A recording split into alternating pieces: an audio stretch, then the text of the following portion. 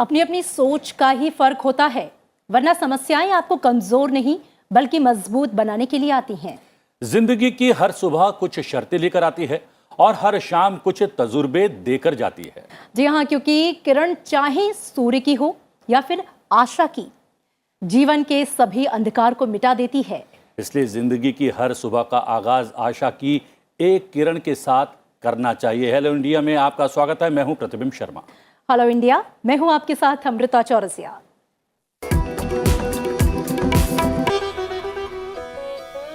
और प्रतिबिंब, आइए आगाज करते हैं हर रोज की तरह। सबसे पहले अपने दर्शकों को बताएंगे आज के हाइलाइट्स। हेलो इंडिया में जानेंगे देश दुनिया का हाल, नजर डालेंगे राष्ट्रीय खबरों पर, साथ ही जानेंगे राज्य से जुड़ी खबरें और अंतर्राष्ट्रीय समाचार। इसके साथ ही डालेंगे आज की प्रमुख गतिविधियों पर नजर। साथ ही वीकेंड स्पेशल में बात सिनेमा को सलाम की, फ्रांस में आयोजित होने वाले कैंस फेस्टिवल की, जिसमें भारत को दिया गया है कंट्री ऑफ ऑनर। जुड़ेंगे हमारे साथ लेखक और गीतकार प्रसून जोशी। और जानेंगे आज के दिन से जुड़ा हुआ इतिहास भी, तो जुड़े रहिए अगले आधे घंटे हमारे साथ। हेलो इंडिया में शुरुआत करते हैं आज की मुख्य खबरों के साथ।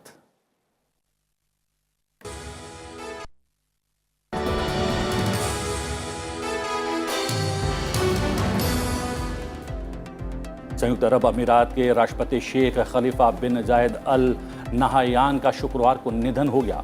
भारत ने यूएई के राष्ट्रपति के निधन पर देश में आज एक दिन के राजकीय शोक की घोषणा की है। एक दिन के राजकीय शोक के दौरान सरकारी इमारतों पर राष्ट्रीय ध्वज को आधा झुका दिया गया है और मनोरंजन का कोई भी आधिकारिक कार्यक्रम आज नहीं होगा। प्रधानमंत्री नरेंद्र मोदी ने संयुक्त अरब अमीरात के राष्ट्रपति महामहिम शेख खलीफा बिन जायद के निधन पर गहरा दुख व्यक्त किया और कहा कि वे एक महान राजनीतिक एवं दूरदर्शी नेता थे, जिनके मार्गदर्शन में भारत संयुक्त अरब अमीरात संबंध समृद्ध हुए। उन्होंने ट्वीट करके कहा कि मैं महामहिम शेख खलीफा बिन जायद के निधन के बारे में जानकर बेहद दुखी हूँ। वे एक महान राजनीतिज्ञ एवं दूरदर्शी नेता थे, जिनके मार्गदर्शन में भारत संयुक्त अरब अमीरात संबंध समृद्ध हुए।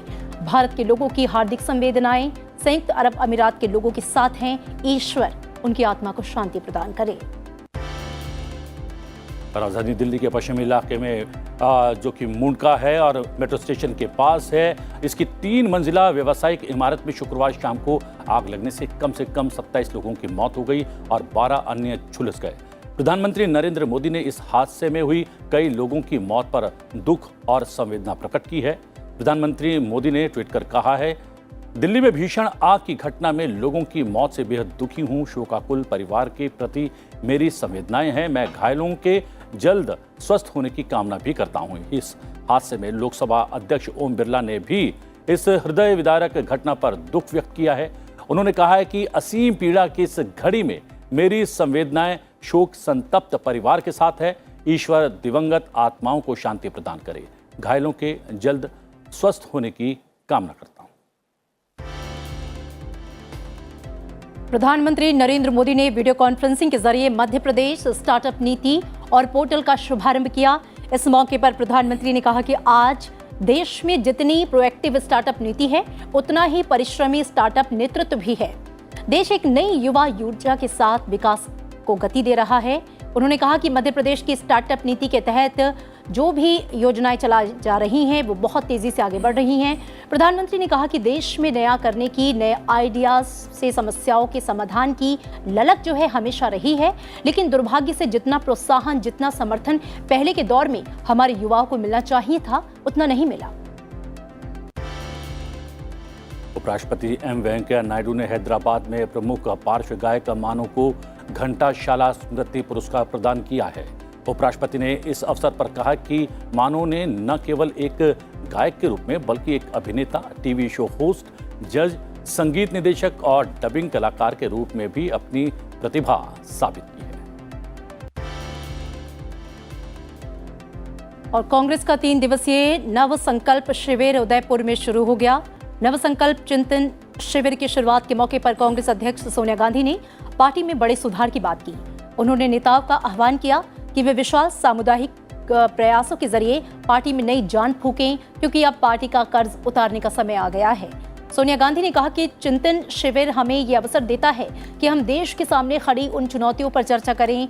उन्होंने कहा कि शिविर में राष्ट्रीय मुद्दों और संगठन पर बोल्ड चिंतन होगा। नीट पीजी 2022 परीक्षा तय समय पर होगी। सुप्रीम कोर्ट ने डॉक्टर्स की याचिका पर नीट पीजी 2022 परीक्षा स्थगित करने से साफ तौर पर इनकार कर दिया। अदालत ने कहा कि विलंब करने से डॉक्टर्स की अनुपलब्धता होगी और मरीजों को देखभाल पर गंभीर असर भी पड़ेगा। पीठ ने यह भी कहा कि परीक्षा स्थगित करने से अराजकता और अनिश्चितता की स्थिति पैदा होगी। साथ ही छात्रों के एक बड़े वर्ग पर इसका असर भी पड़ेगा जिन्होंने परीक्षा के लिए पंजीकरण करवाया हुआ है। एचएस प्रणय के दमदार प्रदर्शन की बदौलत भारतीय पुरुष बैडमिंटन टीम ने सेमीफाइनल में डेनमार्क को 3-2 से हराकर थॉमस कप के फाइनल में पहुंचकर इतिहास रच दिया। भारतीय टीम इससे पहले 1952, 1955 और 1979 में सेमीफाइनल में पहुंची थी। भारत का खिताब के लिए रविवार को होने वाले फाइनल में इंडोनेशिया से मुकाबला होगा। और राष्ट्रीय खबरों को जानने के बाद आइए अब नजर डालते हैं राज्यवार सुर्खियों पर। राहुल भट्ट की हत्या को लेकर कश्मीरी पंडितों में भारी आक्रोश है। 350 सरकारी कर्मचारियों ने शुक्रवार को हत्या के विरोध में इस्तीफा दे दिया। वहीं जम्मू कश्मीर सरकार ने राहुल भट्ट की हत्या की जांच के लिए एक एसआईटी का गठन किया है। इस बीच उपराज्यपाल मनोज सिन्हा ने राहुल भट्ट के परिजनों से मुलाकात की। उन्होंने पीड़ित परिवार को इंसाफ दिलाने का भरोसा दिया। उन्होंने कहा कि आतंकवादियों और उनके समर्थकों को इसकी भारी कीमत चुकानी होगी। जम्मू कश्मीर प्रशासन जम्मू में राहुल भट्ट की पत्नी को सरकारी नौकरी और परिवार को वित्तीय सहायता प्रदान करेगी। बेटी की पढ़ाई का खर्च सरकार उठाएगी। भट्ट को आतंकवादियों ने बृहस्पतिवार को बडगाम जिले के चदूरा कस्बे में गोली मारी थी। हमले में मारे गए सरकारी कर्मचारी राहुल भट्ट का आज अंतिम संस्कार किया जाएगा। श्री माता वैष्णो देवी के दर्शन कर लौट रहे यात्रियों की बस में धमाके के बाद आग लग गई। आधार शिविर कटड़ा से 3 किलोमीटर की दूरी पर चलती बस में आग लगने से 4 श्रद्धालुओं की जलकर मौत हो गई। 24 अन्य श्रद्धालु बुरी तरह से झुलस गए। कटड़ा में प्राथमिक उपचार के बाद सभी घायलों को जम्मू मेडिकल कॉलेज रेफर कर दिया गया है। पुलिस ने आतंकी घटना से साफ तौर पर इनकार किया है। वाराणसी के ज्ञानव्यापी परिसर का सच सामने लाने के लिए अदालत के आदेश पर आज सुबह 8 बजे से सभी पक्षों की मौजूदगी में सर्वे की कार्यवाही शुरू होगी। सर्वे की कार्यवाही से पहले शुक्रवार को एसीपी चेतगंज कार्यालय में पुलिस आयुक्त और जिलाधिकारी ने अधिवक्ता आयुक्त की मौजूदगी में हिंदू व मुस्लिम पक्ष के बीच बैठक की है। पंजाब पुलिस ने अपने मोहाली कार्यालय में आरपीजी हमले के सिलसिले में 5 लोगों को गिरफ्तार किया है। पुलिस ने इस मामले में आतंकवादी संगठन बब्बर खालसा इंटरनेशनल और पाकिस्तान की खुफिया एजेंसी इंटर सर्विसेज इंटेलिजेंस की साठगांठ की ओर इशारा किया है। पुलिस महानिदेशक वीके भावरा ने शुक्रवार को यहां संवाददाता सम्मेलन में कहा कि छठा आरोपी एक अन्य मामले में पुलिस हिरासत में पहले से है। और अब खबरें दुनिया भर से। रूसी सेना ने एक बार फिर पूर्वी यूक्रेन क्षेत्र में हमले बढ़ा दिए हैं। रूस ने चेरनीव पर हमला किया और स्कूलों को निशाना बनाया। इस बीच काला सागर में यूक्रेनी नौसैनिक बलों ने एक हफ्ते में रसद पहुंचाने वाले रूसी जहाज को क्षतिग्रस्त कर दिया। अमेरिकी विदेश मंत्री एंटनी ब्लिंकन आज से 16 मई तक जर्मनी और फ्रांस की यात्रा पर जाएंगे। ब्लिंकन नाटो विदेश मंत्रियों की एक अनौपचारिक बैठक में हिस्सा लेंगे। वो पेरिस सैंक्ले फ्रांस में यूएस ईयू व्यापार और प्रौद्योगिकी परिषद की बैठक में भी शामिल होंगे। यूक्रेन में भारतीय दूतावास 17 मई 2022 से कीव में अपना परिचालन फिर से शुरू कर देगा। बता दें कि 13 मार्च 2022 को भारत ने अपने दूतावास को अस्थायी रूप से वारसा में स्थानांतरित कर दिया था। बता दें कि यूक्रेन पर रूस का आक्रमण पिछले 2.5 महीने से अधिक समय से लगातार जारी है। पिछले महीने ट्विटर खरीदने की घोषणा कर चर्चा में आए टेस्ला चीफ एलन मस्क ने ये घोषणा की है कि फिलहाल $44 अरब की ट्विटर डील को होल्ड पर डाल रहे हैं। मस्क ने अपने ट्वीट में कहा कि स्पैम और नकली अकाउंट्स पर स्थिति साफ न होने के कारण ये डील फिलहाल रोक दी गई है। कोरोना अब उत्तर कोरिया में तेजी से कहर बरपा रहा है। रोज संक्रमितों और मौतों का आंकड़ा बढ़ रहा है। एक समाचार एजेंसी के मुताबिक राज्य मीडिया के हवाले से बताया गया है कि उत्तर कोरिया में कोविड-19 के कारण बुखार से 21 और लोगों की मौत हो गई है। साथ ही लाखों लोगों में बुखार के लक्षण पाए जाने के बाद आइसोलेट में रखकर उनका इलाज किया जा रहा है। और नजर आज की गतिविधियों पर। राष्ट्रपति रामनाथ कोविंद जमैका और सेंट विंसेंट एंड ग्रेनाडाइंस की 7 दिवसीय राजकीय यात्रा पर आज सुबह रवाना हो गए। राष्ट्रपति कोविंद 15 से 18 तारीख तक जमैका में रहेंगे। यात्रा के दौरान राष्ट्रपति कोविंद जमैका की संसद के दोनों सदनों की संयुक्त बैठक को संबोधित भी करेंगे। लोकसभा अध्यक्ष आज से 19 मई तक अपने संसदीय क्षेत्र कोटा जाएंगे। केंद्रीय रेल मंत्री अश्विनी वैष्णव गति संचार पोर्टल का शुभारंभ करेंगे। केंद्रीय मंत्री अनुराग ठाकुर धर्मशाला में योग महोत्सव 2022 का शुभारंभ करेंगे। केंद्रीय युवा और खेल राज्य मंत्री निशित प्रामाणिक भी इस कार्यक्रम में भाग लेंगे। मुंबई भारत के पहले अंतर्राष्ट्रीय क्रूज सम्मेलन की मेजबानी करेगा। 2 दिन तक चलने वाले इस सम्मेलन से पूर्व केंद्रीय मंत्री सर्बानंद सोनोवाल ने कहा कि भारतीय क्रूज बाजार में अगले दशक तक 10 गुना बढ़ने की क्षमता है। संस्कृति मंत्रालय ऋषिकेश संगीत समारोह 2022 के दूसरे संस्करण का आयोजन कर रहा है। यह आयोजन आजादी के अमृत महोत्सव के अंतर्गत किया जा रहा है। और अब प्रतिबिंब वक्त हो चला है इतिहास के पन्नों को पलटने का और ये जानने का कि आज के दिन से जुड़ा क्या खास है इतिहास। 14 मई वर्ष 1908 को राइट ब्रदर्स ने पहली बार अपने अलावा किसी और को हवाई सफर कराया था। विल्बर राइट ने अपनी साइकिल कंपनी के मैकेनिक चार्ली फन्निस के साथ अमेरिका के नॉर्थ कैरोलिना स्थित किटी हॉक से उड़ान भरी थी। वे 28 सेकंड में 2000 फीट उड़े। इससे पहले 1903 में ही राइट ब्रदर्स अपनी पहली उड़ान भर चुके थे। 14 मई वर्ष 1948 को इजराइल ने रूस और यूरोप देशों से अपनी आजादी की घोषणा की। इजराइल दुनिया का एकमात्र यहूदी राष्ट्र है। ज़ायनिज़्म नाम से शुरू हुए आंदोलन में यहूदियों को इजराइल में बसाने के लिए अभियान शुरू किया गया था। इस आंदोलन में तय किया गया कि दुनिया भर में रहने वाले यहूदियों के लिए एक अलग देश बनाया जाए। इजराइलियों ने अपने धर्म के नाम के अनुसार देश का नाम इजराइल रखा। इजराइल दुनिया भर के किसी भी कोने में रहने वाले यहूदी को अपना नागरिक मानता है। और अब समय है एक छोटे से ब्रेक का। ब्रेक के बाद जल्द वापस लौटते हैं। बने रहिए हमारे साथ।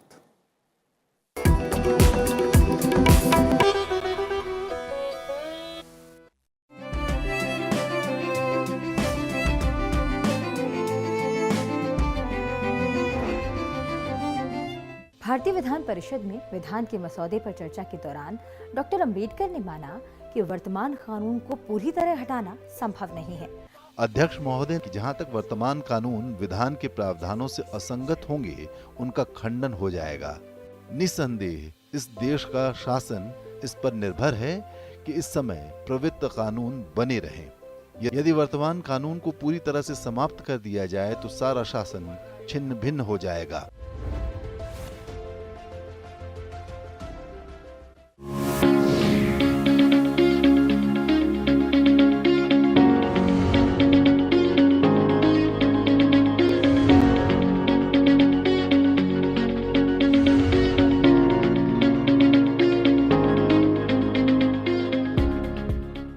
देश की लगभग 60% से ज्यादा आबादी आज भी प्रत्यक्ष और अप्रत्यक्ष रूप से खेती पर निर्भर है। कृषि रेव महालक्ष्मी, यानी कि agriculture is supreme wealth. Pesticides को अप्लाई करने का प्रोसीजर है जो अभी हम मैनुअली करते हैं, तो उसको हम मैकेनाइज करें। हमने सीरियल्स ले लिया, फिर हम लेग्यूम्स ले लेते हैं, तो पेस्ट की कंटिन्यूटी कहीं ना कहीं डिस्टर्ब हो जाती है। अच्छी से अच्छी किस्म का उत्पादन करना वैज्ञानिकों के लिए सबसे बड़ी चुनौती है। मौजूदा समय के हिसाब से हमें करीब 42,000 मंडियां चाहिए।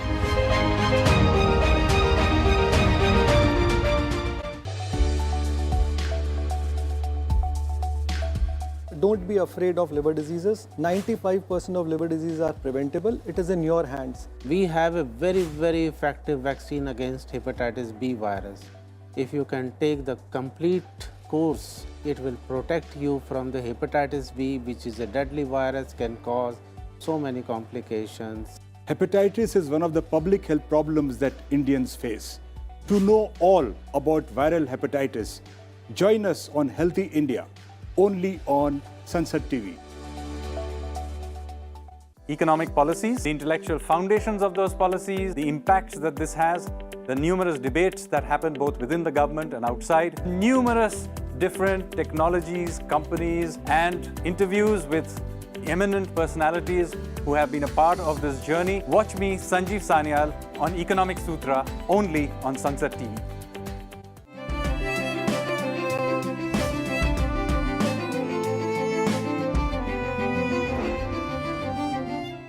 आपातकाल के दौरान प्रेस और अभिव्यक्ति की आज़ादी को कुचलने वाले कानून को भी 1977 में संसद ने रद्द कर दिया। इस तरह के कानून के अंतर्गत सिर्फ मैं ही नहीं, भारत की हजारों संख्या के लोग नजरबंद किए गए थे और लाखों की संख्या में उनके जो परिवार के सदस्य और उनके ऊपर जो विपत्ति ढाई गई थी, इसी कानून को समाप्त करने की बात है, जिसका कि मैं हृदय से स्वागत करता हूँ।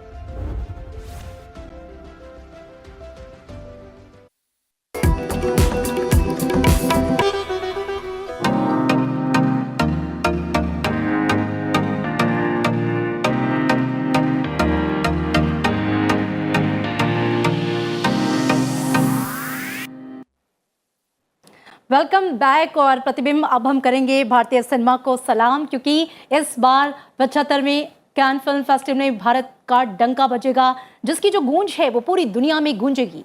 भारत को कैन फिल्म फेस्टिवल में सम्मानित देश यानी कि कंट्री ऑफ ऑनर बनाया गया है।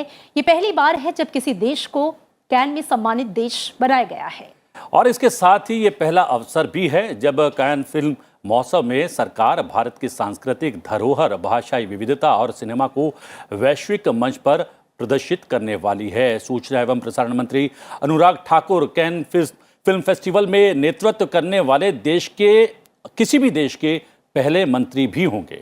जी हाँ, और इसके साथ ही विश्व भर की सिनेमा हस्तियों के बीच भारतीय सिनेमा जगत की हस्तियां देश का प्रतिनिधित्व करने वाली हैं।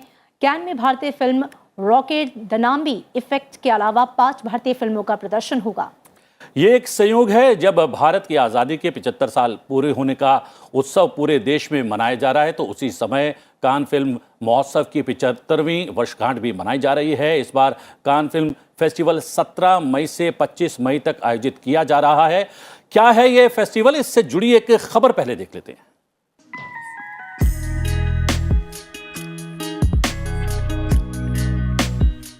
भारत को इस वर्ष कान फिल्म फेस्टिवल में आधिकारिक देश सम्मान मार्च ड्यू फिल्म से नवाजा गया है। ये पहली बार है जब किसी देश को ये सम्मान दिया जा रहा है, और ये सम्मान ऐसे समय में दिया जा रहा है जब भारत अपनी आजादी का अमृत महोत्सव मना रहा है। भारत की तरह फ्रांस भी इस साल राजनयिक संबंधों के 75 साल पूरे होने का जश्न मना रहा है। इस वर्ष 75वें कान फिल्म फेस्टिवल में देश की विविधता और समृद्धता को दर्शाने के लिए देश के सूचना एवं प्रसारण मंत्रालय ने देश भर के सिनेमा और म्यूजिक इंडस्ट्री की हस्तियों का एक प्रतिनिधि मंडल तैयार किया है, जिसकी अगुवाई देश के सूचना एवं प्रसारण मंत्री अनुराग ठाकुर करेंगे। कान फिल्म समारोह में भारत द्वारा प्रस्तावित सूची में फिल्म अभिनेता अक्षय कुमार, संगीतकार AR रहमान, सेंसर बोर्ड के चेयरमैन प्रसून जोशी, फिल्म निर्देशक शेखर कपूर, अभिनेता नवाजुद्दीन सिद्दीकी, नयनतारा, पूजा हेगड़े, अभिनेता R माधवन, संगीतकार रिकी केज, तमन्ना भाटिया, वाणी त्रिपाठी और लोक संगीतकार मामे खान शामिल हैं। कान फिल्म फेस्टिवल के दौरान कुल 6 भारतीय भाषाओं की फिल्मों के माध्यम से दुनिया भारतीय सिनेमा की समृद्ध ऐतिहासिक विरासत और संस्कृति से रूबरू भी होगी।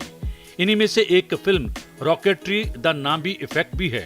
ये फिल्म भारतीय अंतरिक्ष अनुसंधान संगठन इसरो के पूर्व वैज्ञानिक और एरोस्पेस इंजीनियर नाम्बी नारायण के जीवन पर आधारित है। फिल्म में अभिनेता R माधवन मुख्य भूमिका निभाते हुए नजर आने वाले हैं। ऐसे में इस फिल्म का कान समारोह में शामिल होना उनके लिए बेहद गर्व और खुशी की बात है। और हम बता दें कि सेंसर बोर्ड के अध्यक्ष और जाने माने गीतकार प्रसून जोशी हमारे साथ जुड़ गए हैं। आपका बहुत बहुत स्वागत है।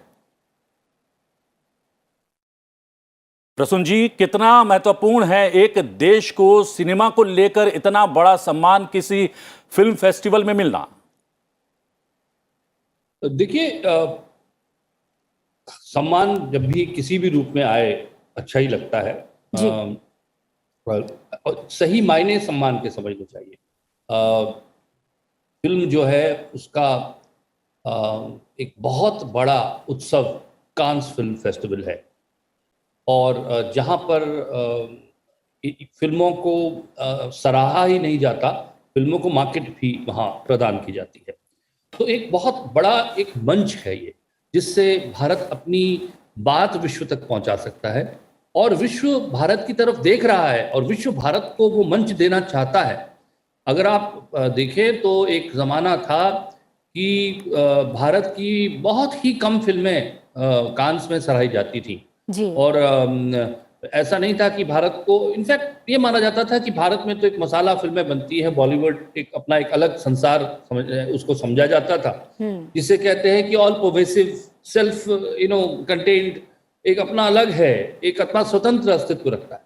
पर लेकिन अब लगातार विश्व जो है और क्षेत्रों की तरह भारत की तरफ देख रहा है, और जब कंटेंट की बात आ रही है और जब फिल्मों की या और विधाएं भी हैं, आज तो बहुत विधाएं आपके सामने हैं, डिजिटल माध्यम जिस तरह से उनका वो लगातार आगे बढ़ रहे हैं, तो उसमें भारत को एक सेंटर स्टेज देना एक महत्वपूर्ण बात है।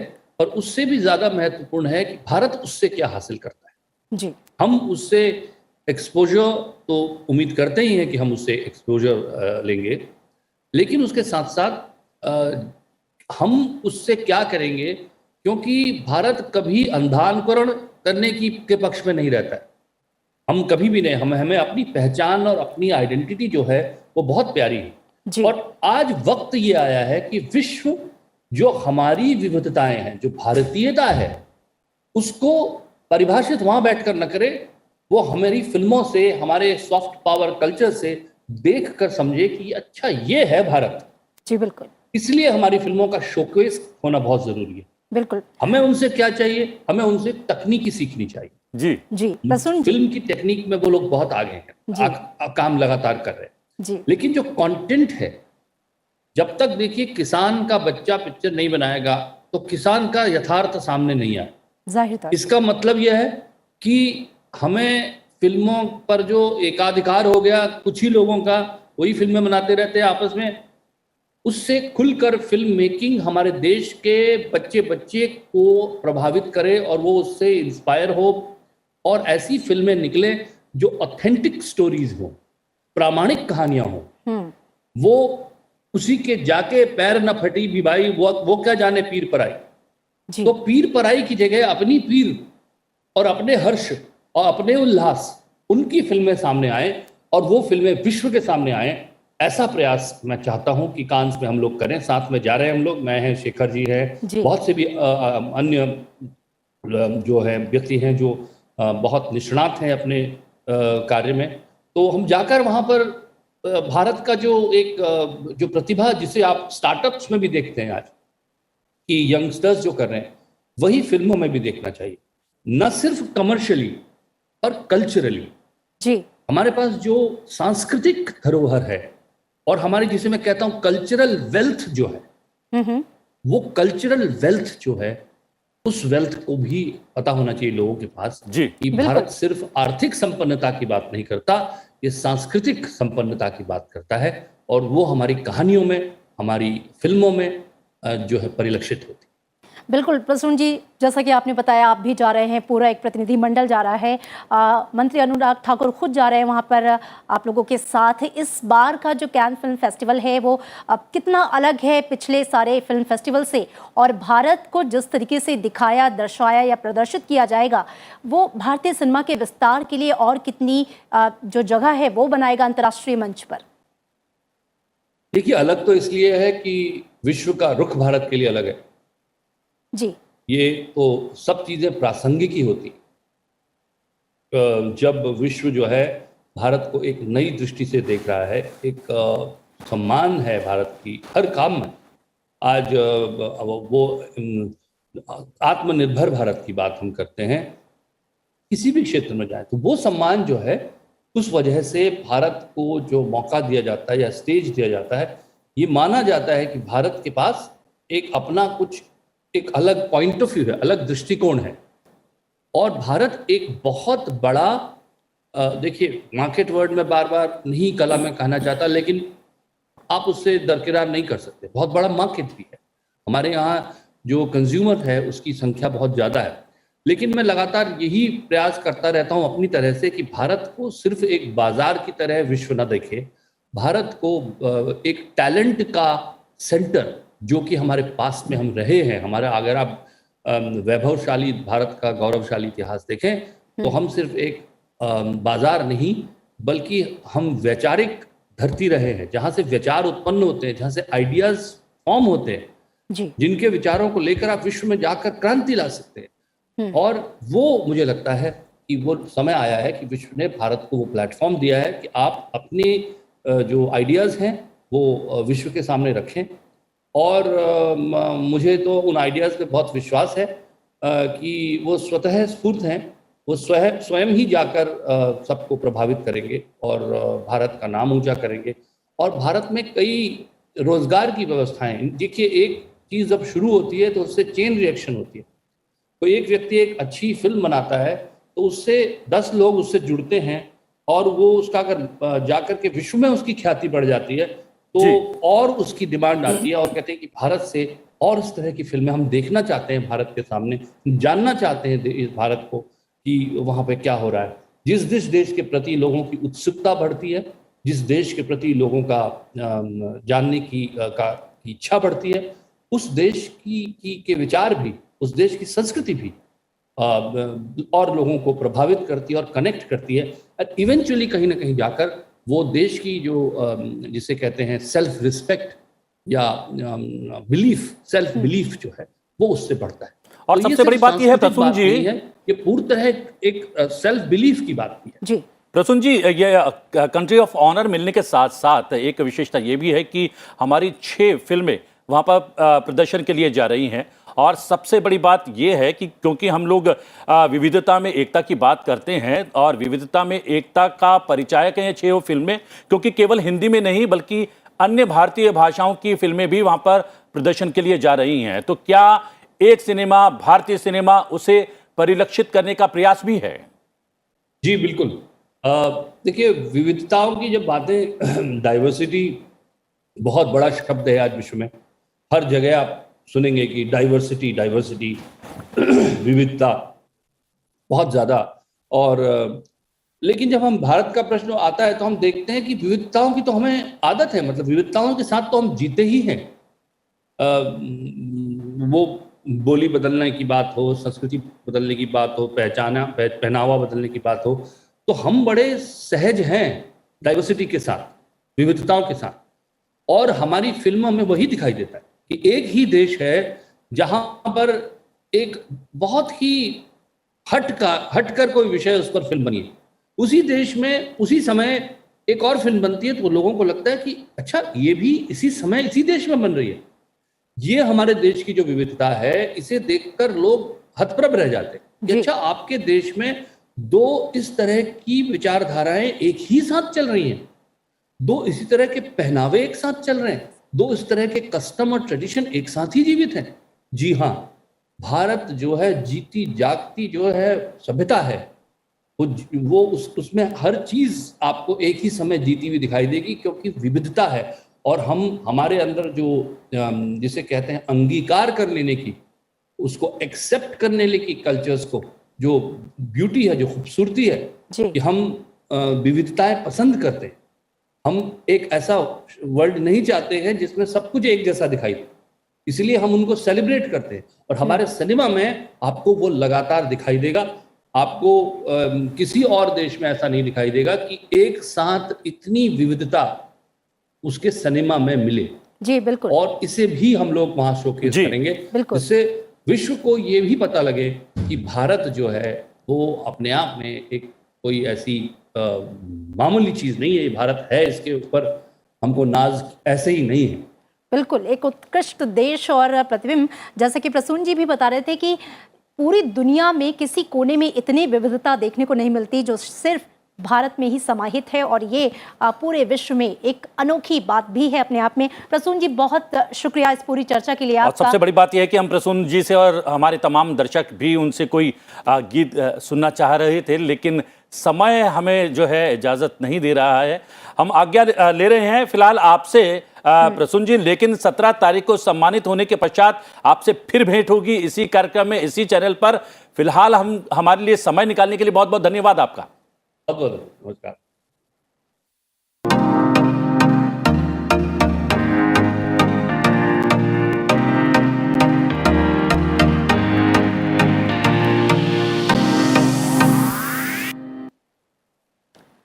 तो प्रतिबिंब इस वायदे के साथ कि प्रसून जोशी जी दोबारा आएंगे और उनके गीत भी हम सुनेंगे इसी कार्यक्रम में। लेकिन अब चूंकि वक्त हो चला है हेलो इंडिया में अपने दर्शकों से विदा लेने का, लेकिन उसके साथ ही साथ दर्शकों को एक बार फिर से ये जानकारी जो हम हर रोज देते हैं आज भी दे दें कि संसद टीवी के सोशल मीडिया का जो प्लेटफॉर्म है उस पर आप सारे कार्यक्रम देख सकते हैं। अपना पसंदीदा प्रोग्राम टीवी के अलावा यूट्यूब, फेसबुक पर देख सकते हैं। जी हाँ, और साथ ही संसद टीवी के ट्विटर हैंडल और इंस्टा पर भी हमें फॉलो कर सकते हैं। और आप फिलहाल हमें आज्ञा दीजिए, लेकिन देखते रहिए संसद टीवी। नमस्कार। जी हाँ, इसी के साथ अपने चेहरे को मुस्कुराहट की वजह दीजिए। आपका पूरा दिन खुशियों से भरा रहे, अपना ख्याल रखिए। दीजिए इजाजत, नमस्कार।